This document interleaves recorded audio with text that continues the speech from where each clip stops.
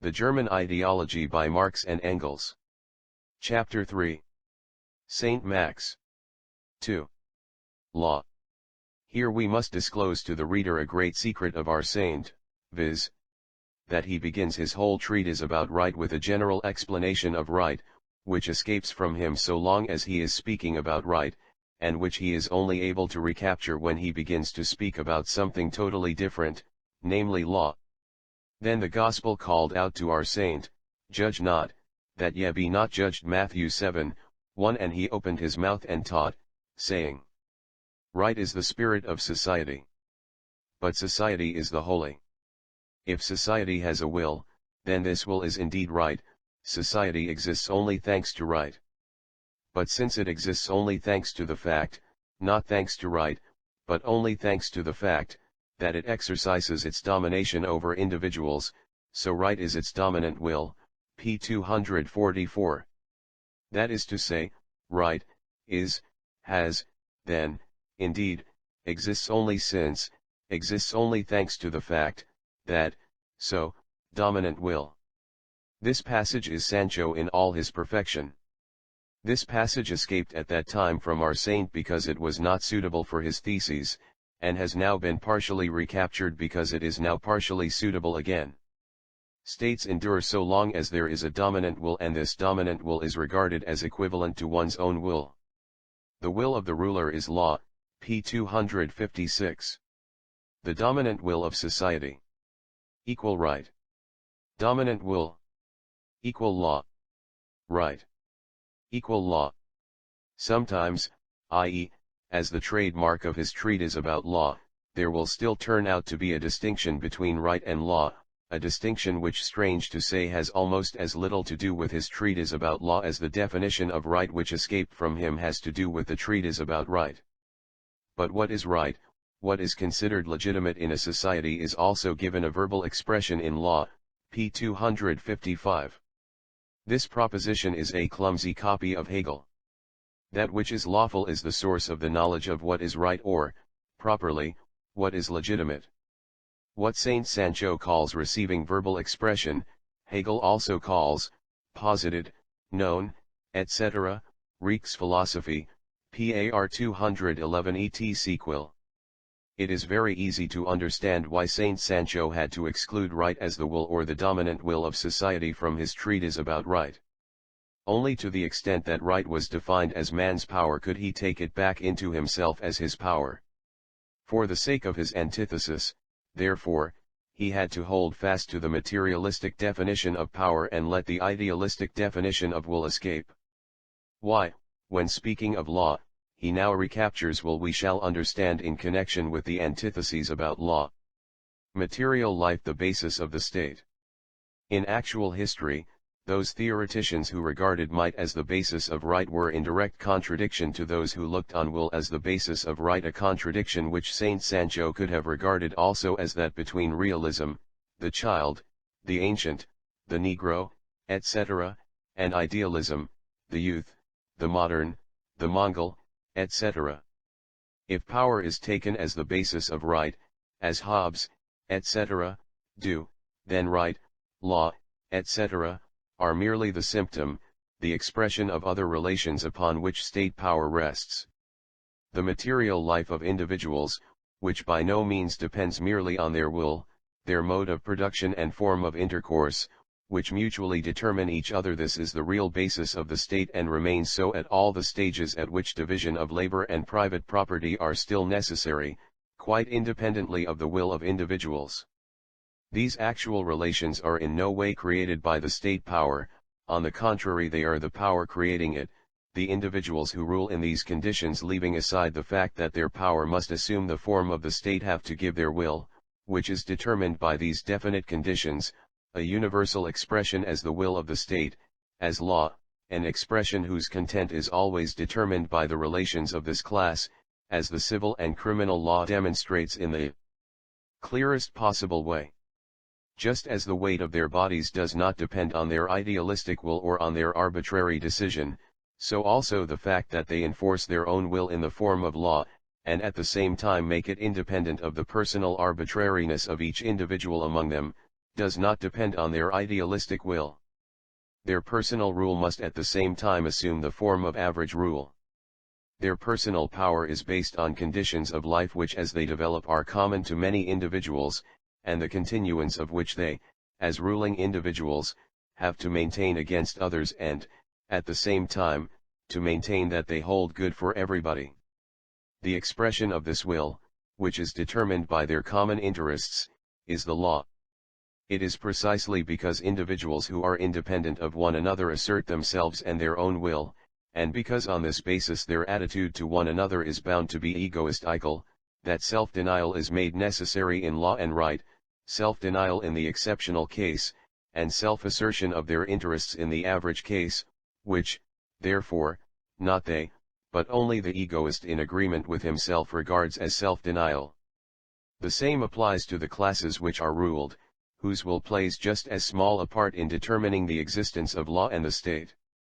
For example, so long as the productive forces are still insufficiently developed to make competition superfluous, and therefore would give rise to competition over and over again, for so long the classes which are ruled would be wanting the impossible if they had the will to abolish competition and with it the state and the law. Incidentally, too, it is only in the imagination of the ideologist that this will arises before relations have developed far enough to make the emergence of such a will possible. After relations have developed sufficiently to produce it, the ideologist is able to imagine this will as being purely arbitrary and therefore as conceivable at all times and under all circumstances. Like right, so crime, i.e., the struggle of the isolated individual against the predominant relations, is not the result of pure arbitrariness. On the contrary, it depends on the same conditions as that domination. The same visionaries who see in right and law the domination of some independently existing general will can see in crime the mere violation of right and law. Hence the state does not exist owing to the dominant will, but the state, which arises from the material mode of life of individuals, has also the form of a dominant will. If the latter loses its domination, it means that not only the will has changed but also the material existence and life of the individuals, and only for that reason has their will changed. It is possible for rights and laws to be inherited, paraphrase of a passage from Goethe's Faust, 1. Thiel, 2. Studier Timmersine, where Mephistopheles says, laws and rights are inherited like an eternal malady, but in that case they are no longer dominant, but nominal, of which striking examples are furnished by the history of ancient Roman law and English law. We saw earlier how a theory and history of pure thought could arise among philosophers owing to the separation of ideas from the individuals and their empirical relations which serve as the basis of these ideas. In the same way, here too one can separate right from its real basis, whereby one obtains a dominant will which in different eras undergoes various modifications and has its own, independent history in its creations, the laws.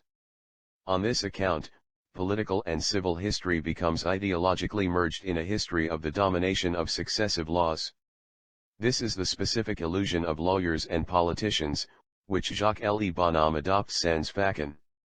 He succumbs to the same illusion as, for example, Frederick William IV, who also regards laws as mere caprices of the dominant will and hence always finds that they come to grief against the awkward something, paraphrase from Goethe's Faust, 1. Thiel, 1. Studier Timmersine, where Mephistopheles says, this something, this awkward world of the world. Hardly one of his quite harmless whims reaches a further stage of realization than cabinet decrees. Let him issue an order for a 25 million loan, i.e., for 110th part of the English national debt, and he will see whose will his dominant will is. Incidentally, we shall find later on, too, that Jacques-Lie Bonhomme uses the phantoms or apparitions of his sovereign and fellow Berliner as documents out of which to weave his own theoretical whimsies about right, law, crime, etc. This should occasion us the less surprise since even the spectre of the Vossiskszeitung repeatedly offers him something, for example, the constitutional state. The most superficial examination of legislation, for example, poor laws in all countries, shows how far the rulers got when they imagined that they could achieve something by means of their dominant will alone, i.e., simply by exercising their will. Incidentally, Saint Sancho has to accept the illusion of the lawyers and politicians about the dominant will in order to let his own will be splendidly displayed in the equations and antitheses with which we shall presently delight ourselves, and in order to arrive at the result that he can get out of his head any idea which he has put into it. My brethren, count it all joy when ye fall into divers temptations. Saint Jacques Le Bonhomme James 1, 2. Law. Equal dominant will of the state.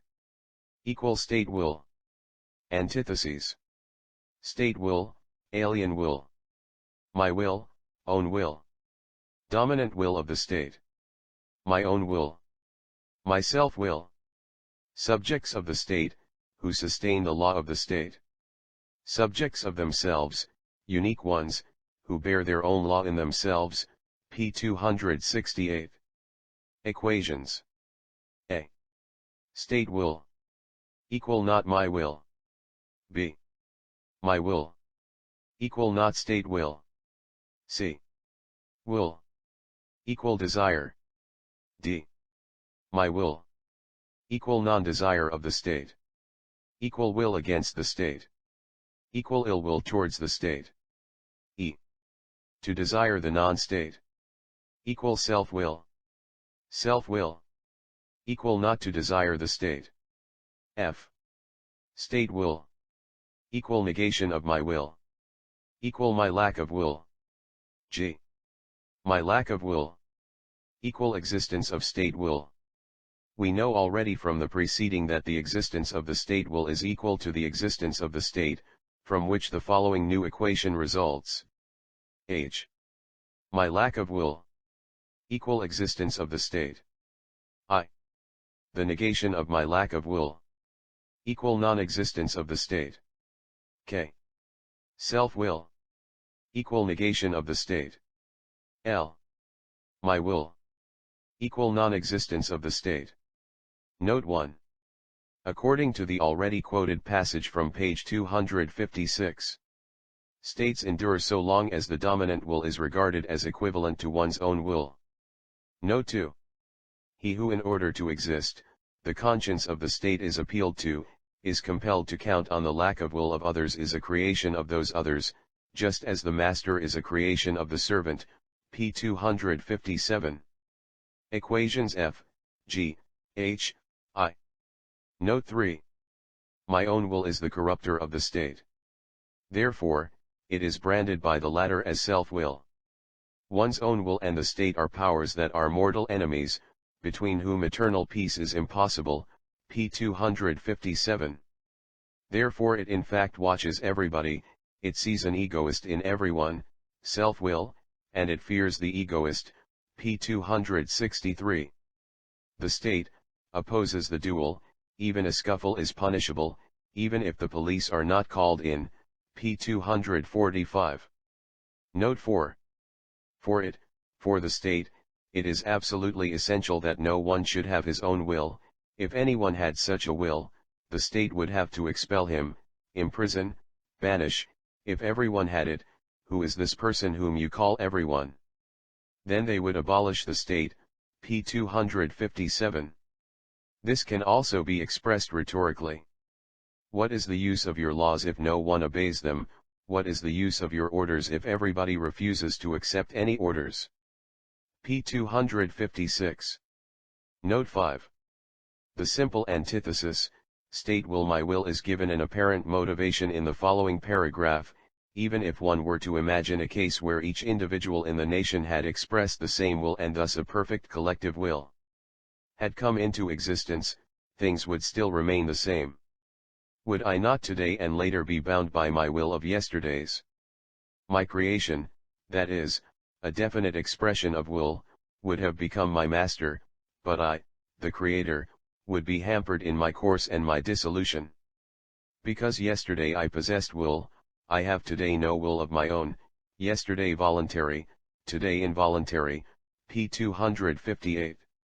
The old thesis, which has often been put forward both by revolutionaries and reactionaries, that in a democracy individuals only exercise their sovereignty for a moment and then at once relinquish their authority. This thesis Saint Sancho endeavors to appropriate here in a clumsy fashion by applying to it his phenomenological theory of creator and creation. But the theory of creator and creation deprives this thesis of all meaning. According to this theory of his, it is not that Saint Sancho has no will of his own today because he has changed his will of yesterday, i.e., has a differently defined will, so that the nonsense which yesterday he exalted into a law as the expression of his will, now weighs like a bond or fetter on his more enlightened will of today. On the contrary, according to his theory, his will of today must be the negation of his will of yesterday, because, as creator, he is in duty bound to dissolve his will of yesterday. Only as one without will is he creator, as one actually having will he is always the creation. See phenomenology. In that case, however, it by no means follows that because yesterday he possessed will, today he is without will, but rather that he bears ill will to his will of yesterday, whether the latter has assumed the form of law or not. In both cases he can abolish it as he, in general, is accustomed to do, namely as his will. Thereby he has done full justice to egoism in agreement with itself. It is, therefore, a matter of complete indifference here whether his will of yesterday has assumed as law the form of something existing outside his head, particularly if we recall that earlier the word which escaped from him behaved likewise in a rebellious way towards him. In the above-mentioned thesis, moreover, Saint Sancho desires to preserve, not indeed his self-will, but his free will, freedom of will, freedom, which is a serious offense against the moral code of the egoist in agreement with himself. In committing this offense, Saint Sancho even goes so far as to proclaim that true peculiarity is the inner freedom that was so much condemned above, the freedom of bearing ill will. How is this to be changed? Cries Sancho. Only in one way, by not recognizing any duty, i.e., not binding myself and not allowing myself to be bound. However, they will bind me, no one can bind my will, and my ill will remains free. p. 258. Drums and trumpets pay homage to his youthful splendor. From Heine's poem Bergidel. Here Saint Sancho forgets to make the simple reflection that his will is indeed bound inasmuch as, against his will, it is ill will. The above proposition that the individual will is bound by the general will expressed through law completes, by the way, the idealistic conception of the state, according to which it is only a matter of the will, and which has led French and German writers to the most subtle philosophizing. Incidentally, if it is merely a matter of desiring and not of being able and, at worst, merely of ill will, then it is incomprehensible why Saint Sancho wants to abolish altogether an object so productive of desiring and ill will as state law.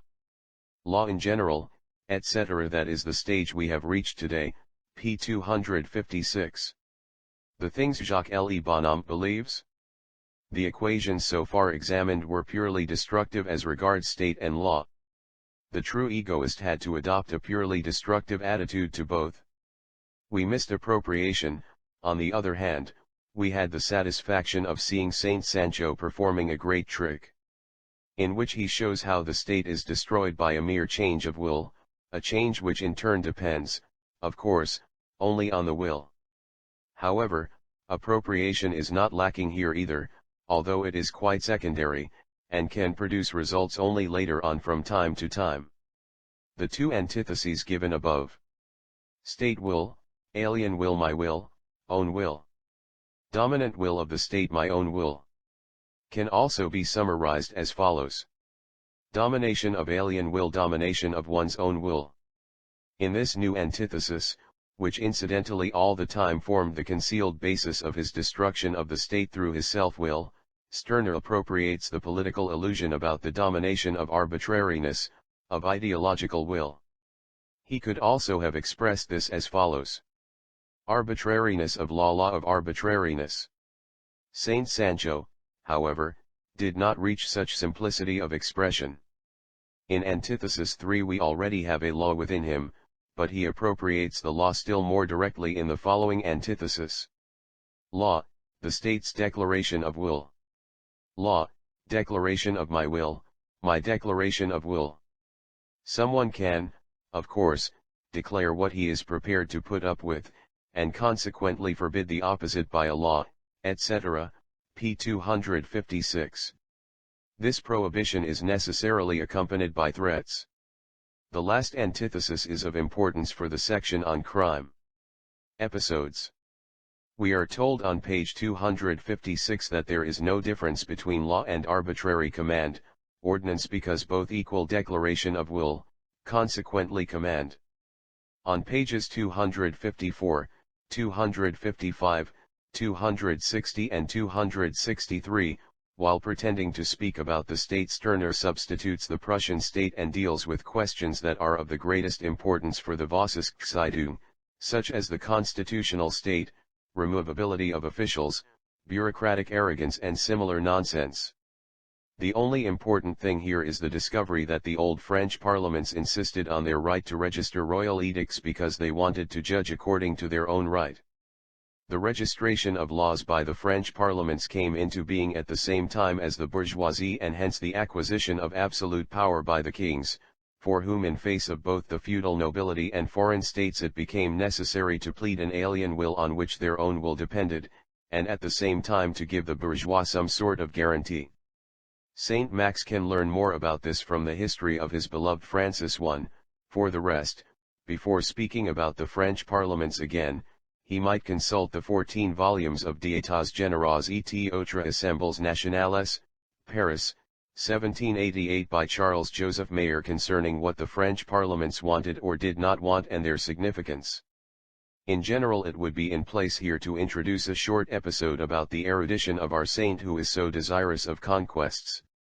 Apart from theoretical works, such as the writings of Feuerbach and Bruno Bauer, as well as the Hegelian tradition, which is his main source, apart from these meager theoretical sources, our Sancho uses and quotes the following historical sources: on the French Revolution Rutenberg's Politische Reden and the Bauer's Denkwerkkeiten, on communism Proudhon, August Becker's Volksphilosophie, the 21 Bogen and the Bluntschli Report, on liberalism the Verfassungszeitung, the Sächsische Vaterlandsblätter, Protocols of the Baden Chamber, the 21 Bogen again, and Edgar Bauer's epoch-making work Edgar Bauer, Die liberalen Bestrebungen in Deutschland.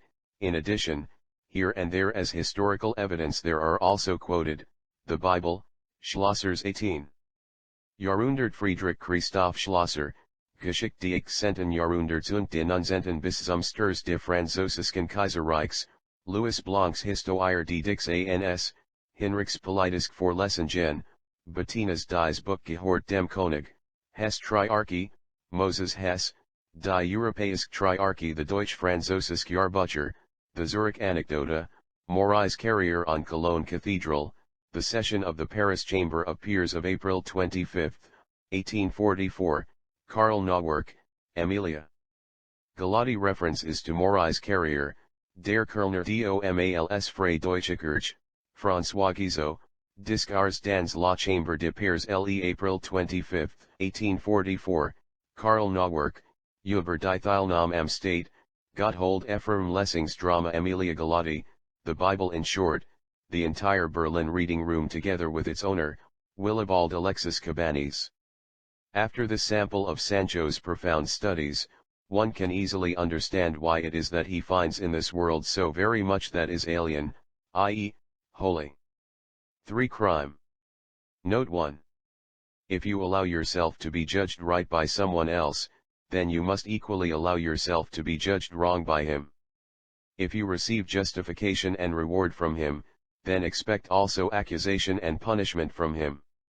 Right is accompanied by wrong, legality by crime. Who are you? You are a criminal. p. 262. The Code Civil is accompanied by the Code Penal, the Code Penal by the Code de Commerce. Who are you? You are a commerçant. Saint Sancho could have spared us this nerve-shattering surprise. In his case the words, if you allow yourself to be judged right by someone else, then you must equally allow yourself to be judged wrong by him, have lost all meaning if they are intended to add a new definition, for one of his earlier equations already states, if you allow yourself to be judged right by someone else, then you allow yourself to be judged by alien right, hence you're wrong. A simple canonization of crime and punishment. A. Crime. As regards crime, we have already seen that this is the name for a universal category of the egoist in agreement with himself, the negation of the holy, sin. In the previously given antitheses and equations concerning examples of the holy, state, right, law, the negative relation of the ego to these holies, or the copula, could also be called crime, just as about Hegelian logic, which is likewise an example of the holy, Saint Sancho can also say, I am not Hegelian logic, I am a sinner against Hegelian logic. Since he was speaking of right, state, etc., he should now have continued, another example of sin or crime are what are called juridical or political crimes. Instead of this, he again informs us in detail that these crimes are sin against the holy, sin against the fixed idea, sin against the spectre, sin against man. Criminals exist only against something holy, p. 268. Only owing to the holy does the criminal code exist, p. 318. Crimes arise from the fixed idea, p. 269. One sees here that it is again man who also creates the concept of crime, of sin, and thereby also of right. Previously it was the reverse. A man in whom I do not recognize man is a sinner, p. 268. Note 1. Can I assume that someone commits a crime against me? This is asserted in opposition to the French people in the Revolution, without also assuming that he ought to act as I consider right. And actions of this kind I call the right, the good, etc., those deviating from this a crime. Accordingly I think that the others ought to aim with me at the same goal, as beings who should obey some sort of rational law, vocation, designation, task. The holy. I lay down what man is and what it means to act truly as a man, and I demand from each that this law should become for him the norm and the ideal. In the reverse case he proves himself a sinner and criminal. Pages 267, 268. At the same time, he sheds an anxious tear at the grave of those proper people who in the epoch of terror were slaughtered by the sovereign people in the name of the holy. Further, by means of an example, he shows how the names of real crimes can be construed from this holy point of view. If, as in the Revolution, this spectre, man, is understood to mean the good citizen, then the familiar political transgressions and crimes are brought about from this concept of man. He should have said, this concept, etc., brings up the familiar crimes, p. 268. A brilliant example, the extent to which credulity is Sancho's predominant quality in the section on crime is furnished by his transformation of the sans-culottes of the Revolution into good citizens of Berlin through a synonymical abuse of the word citoyen. According to Saint Max, good citizens and loyal officials are inseparable.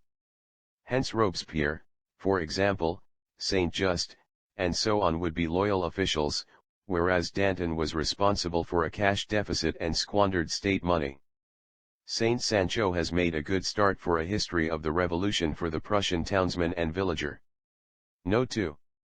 Having thus described for us political and juridical crime as an example of crime in general, namely his category of crime, sin, negation, enmity, insult, contempt for the holy, disreputable behavior towards the holy, Saint Sancho can now confidently declare. In crime, the egoist has hitherto asserted himself and mocked the holy, p. 319. In this passage all the crimes hitherto committed are assigned to the credit of the egoist in agreement with himself, although subsequently we shall have to transfer a few of them to the debit side. Sancho imagines that hitherto crimes have been committed only in order to mock at the holy and to assert oneself not against things, but against the holy aspect of things. Because the theft committed by a poor devil who appropriates someone else's thaler can be put in the category of a crime against the law, for that reason the poor devil committed the theft just because of a desire to break the law. In exactly the same way as in an earlier passage Jacques-Lie Bonhomme imagined that laws are issued only for the sake of the holy, and that thieves are sent to prison only for the sake of the holy. b. Punishment. Since we are at present concerned with juridical and political crimes, we discover in this connection that such crimes in the ordinary sense usually involve a punishment, or, as it is written, the wages of sin is death. Romans 6:23. After what we have already learned about crime, it follows, of course, that punishment is the self-defense and resistance of the holy to those who desecrate it. Note 1. Punishment has sense only when it is intended as expiation for violating something holy, p. 316. In punishing, we commit the folly of desiring to satisfy right, a spectre, the holy. The holy must here defend itself against man. Saint Sancho here commits the folly of mistaking man for the unique ones, the proper egos, etc. p. 318. Note 2. Only owing to the holy does the criminal code exist, and it disintegrates of itself when punishment is abandoned, p. 318. What Saint Sancho really wants to say is, punishment falls into decay of itself if the criminal code is abandoned, i.e., punishment only exists owing to the criminal code. But is not a criminal code that only exists owing to punishment all nonsense, and is not punishment that exists only owing to the criminal code also nonsense?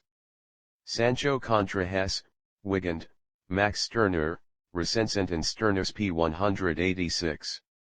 Sancho here mistakes the criminal code for a textbook of theological morality. Note 3. As an example of how crime arises from the fixed idea, there is the following. The sanctity of marriage is a fixed idea.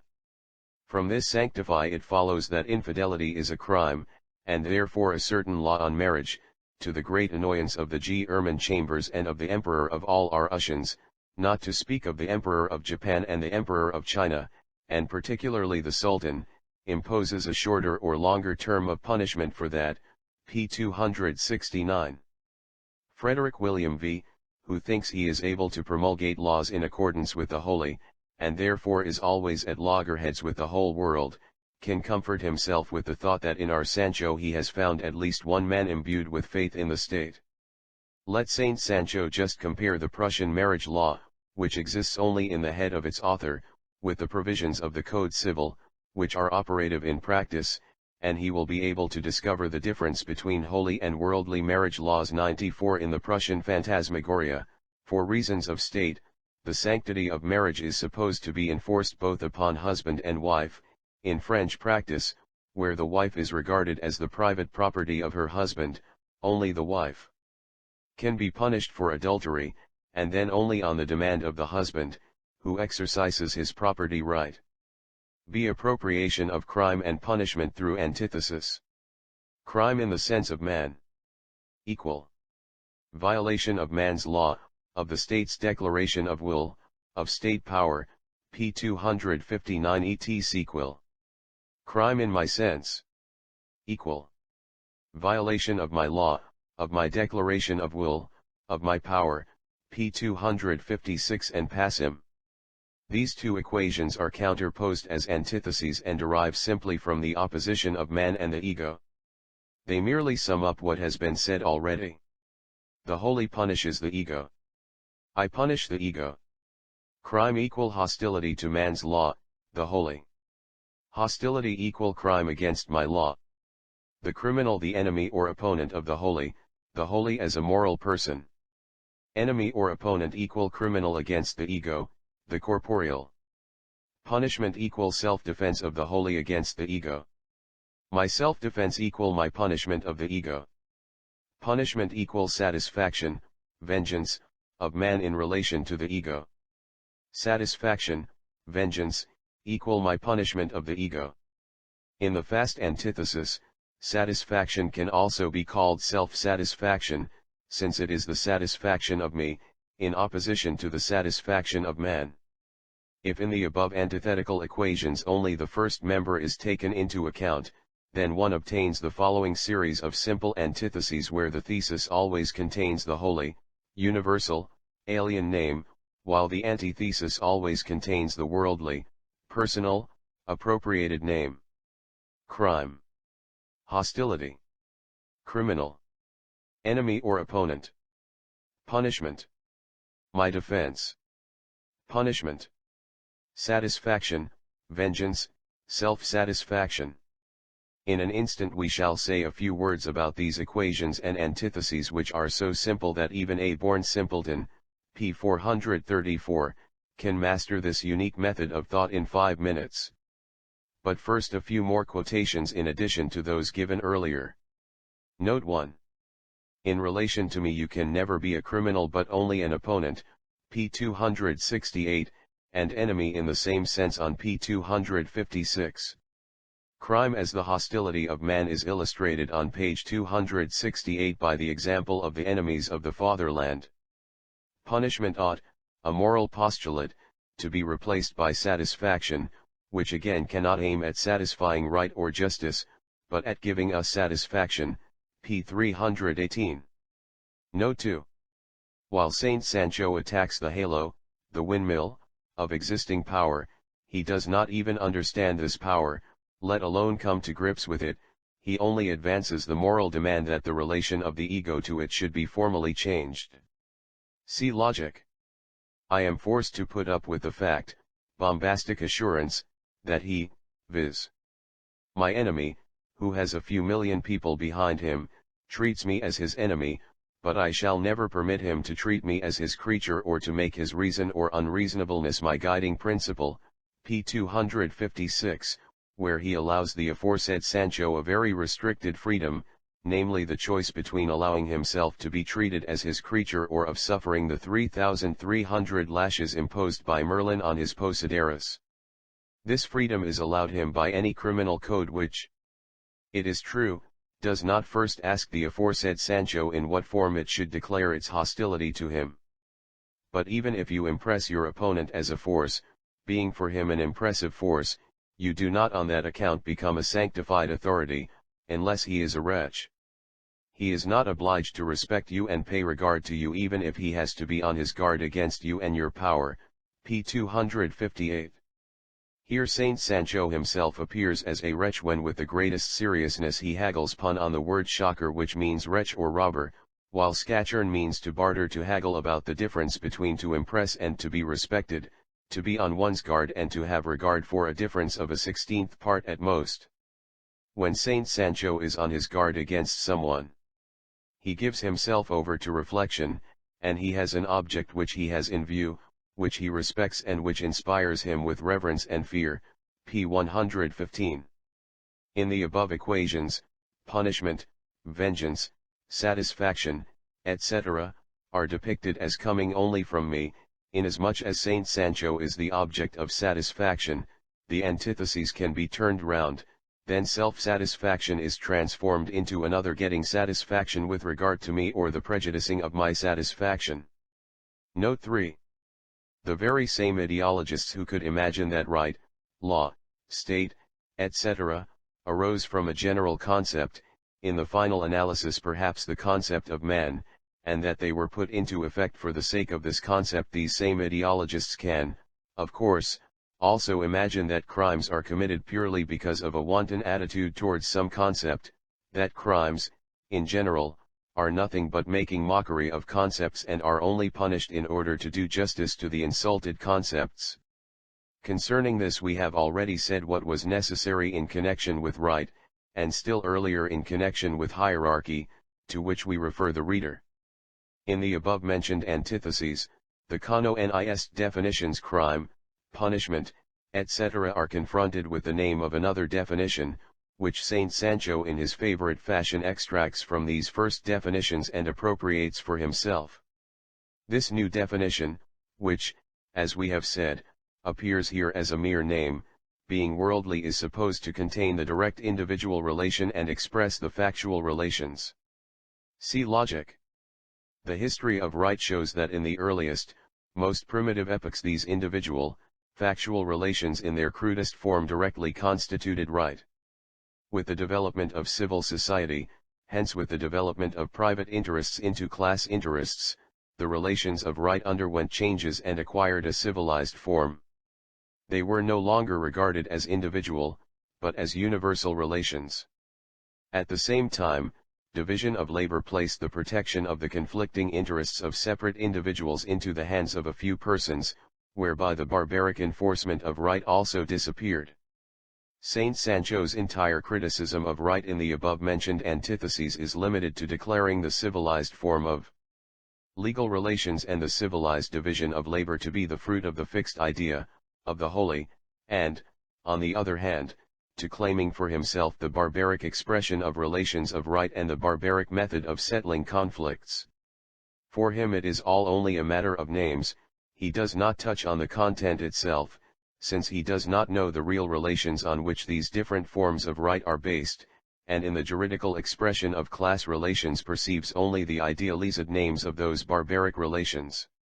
Thus, in Stirner's declaration of will, we rediscover the feud, in hostility, self-defense, etc. a copy of club law and practice of the old feudal mode of life, in satisfaction, vengeance, etc. the jus talionis, the old German Joera, compensatio, satisfactio in short, the chief elements of the leges barbarorum and consuetudines feudorum 95, which Sancho has appropriated for himself and taken to his heart not from libraries, but from the tales of his former master about Amadis of Gaul.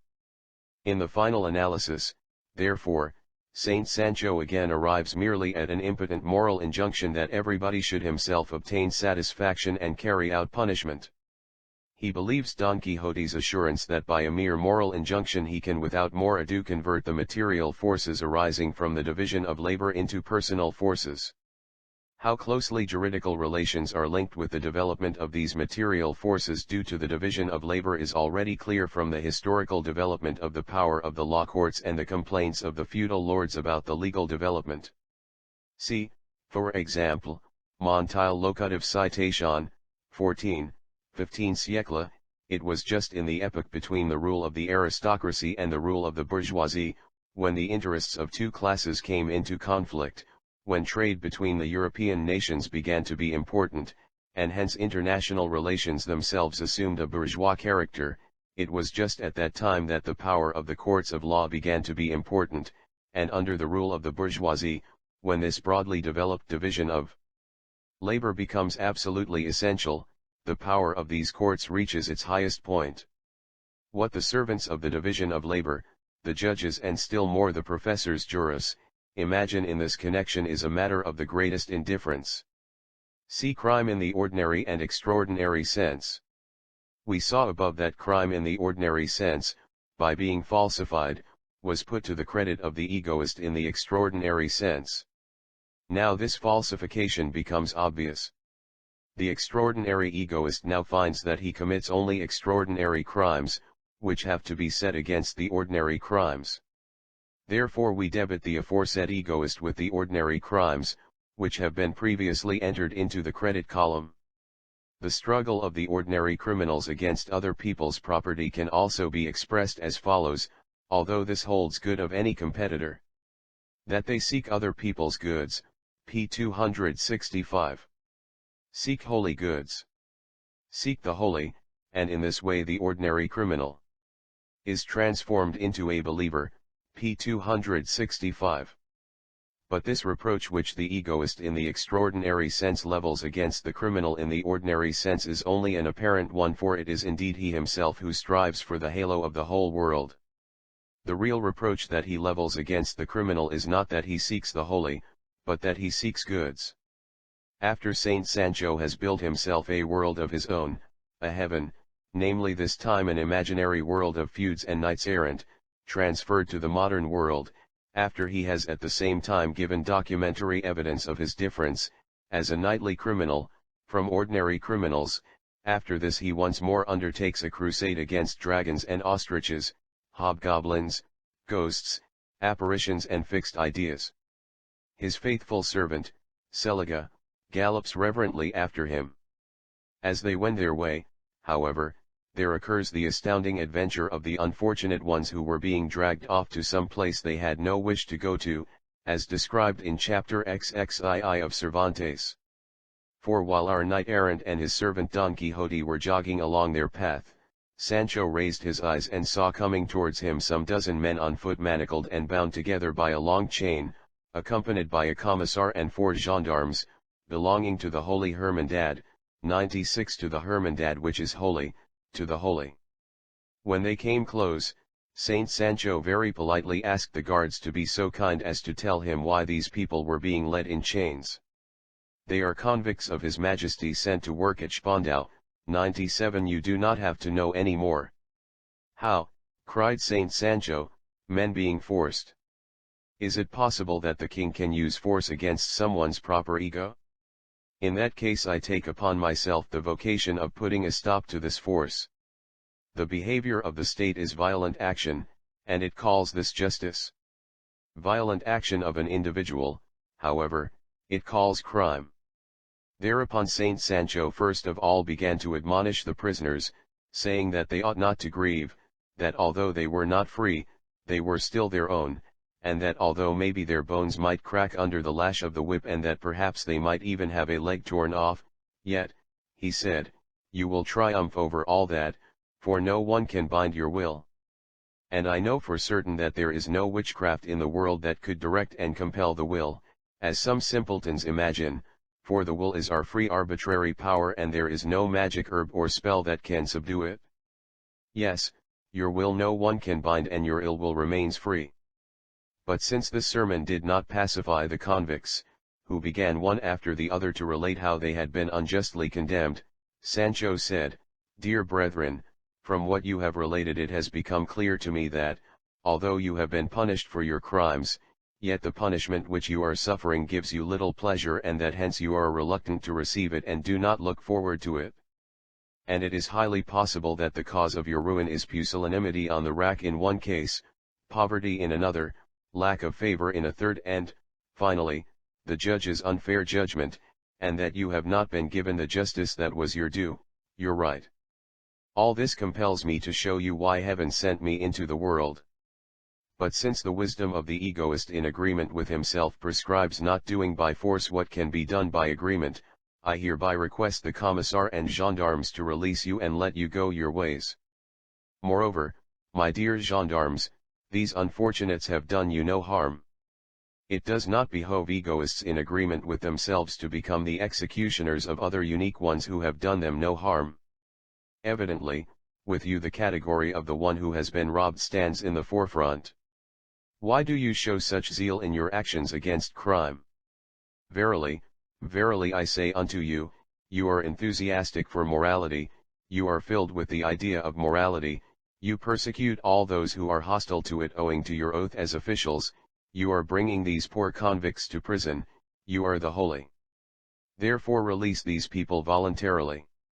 If you do not, you will have to reckon with me, who overthrows nations with one puff of the living ego, who commits the most unmeasured desecration and is not afraid even of the moon. This is a fine piece of impudence indeed, cried the commissar. You'd do better to put that basin straight on your head and be on your way. Saint Sancho, however, infuriated by this Prussian rudeness, couched his lance and rushed at the commissar with as much speed as the apposition is capable of, so that he immediately threw him to the ground. There ensued a general melee, during which the convicts freed themselves from their chains, a gendarme threw Seliga Don Quixote into the Landwehrgraben 98 or Sheepstichschafgraben, and Saint Sancho performed the most heroic feats in his struggle against the holy. A few minutes later, the gendarmes were scattered, Seliga crept out of the ditch and the holy was abolished for the time being. Then Saint Sancho gathered round him the liberated convicts and addressed them as follows, pages 265, 266 of the book. What is the ordinary criminal, the criminal in the ordinary sense, but a man who has committed the fatal mistake, a fatal storyteller for the citizen and the countryman, of striving after what belongs to the people instead of seeking what is his own? He has desired the contemptible, a general muttering among the convicts at this moral judgment, goods of another, he has done what believers do who aspire to what belongs to God, the criminal as a noble soul. What does the priest do who admonishes the criminal? He tells him of the great violation of right he has committed by his action in desecrating what the state has sanctified, the property of the state, which also includes the life of the state's subjects. Instead of this, the priest might have done better to reproach the criminal with having besmirched himself, titters among the convicts at this egoistical appropriation of banal clerical phraseology, by not despising the alien but regarding it as worthy of being robbed, murmuring among the convicts.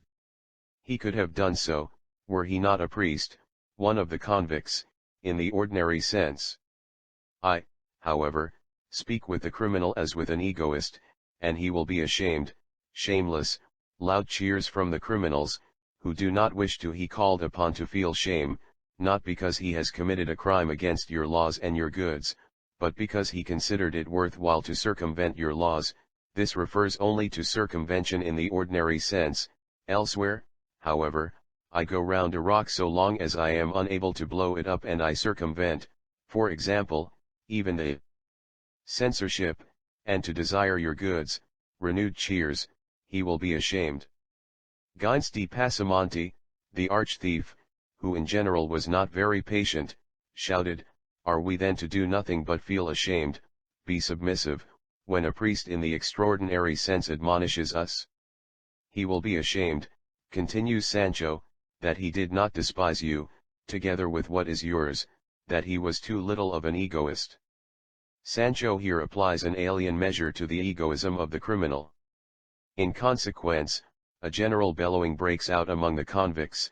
In some confusion, Sancho gives way, turning with a rhetorical gesture to the absent good burghers. "But you cannot speak to him egoistically, for you have not the stature of a criminal, you perpetrate nothing." Gains again interrupts, "What credulity, my good man!